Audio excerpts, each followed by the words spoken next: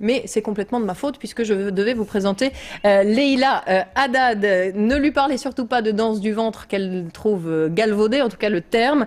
C'est la grande prêtresse de la danse orientale qu'elle a réussi à faire vivre sur les scènes des théâtres. Elle est en ce moment au Trianon à Paris.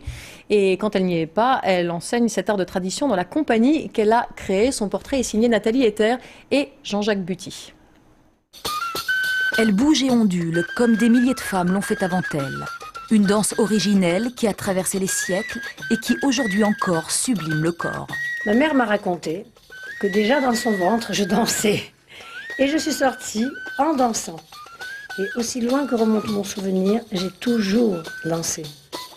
Au fil du temps et à travers le monde, Leïla Haddad est devenue l'ambassadrice de la danse orientale.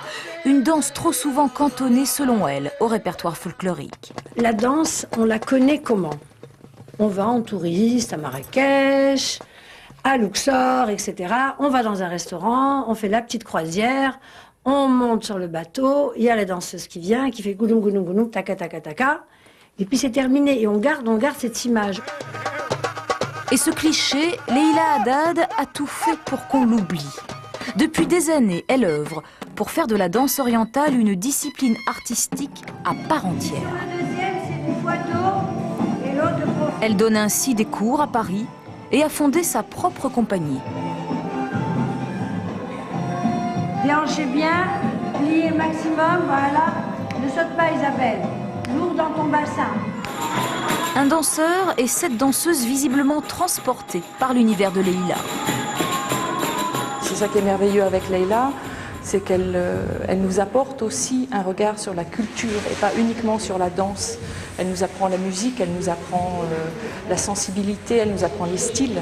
Et moi, comme c'est pas ma culture, c'est vraiment très très précieux. Par exemple, cet hommage à Kalsoum, célèbre chanteuse égyptienne, dont le destin et la musique ont fasciné des générations d'hommes et de femmes. Kalsoum la diva, qui des années 30 aux années 60 a littéralement envoûté l'Égypte et l'Orient. Je suis partie d'un poème qui s'appelle Zikrayat, écrit par un très grand poète, Ahmed Rami, qui était très amoureux d'elle, il a écrit beaucoup de chansons. Et Zikrayat, ça veut dire mémoire, ça veut dire souvenir. Donc c'est vraiment une mémoire d'une femme, mémoire d'un peuple.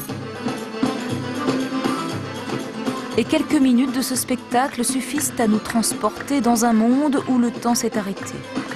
Peut-être aux confins du désert, là où pourrait se raconter dans la chaleur de l'été un conte des 1001 nuits.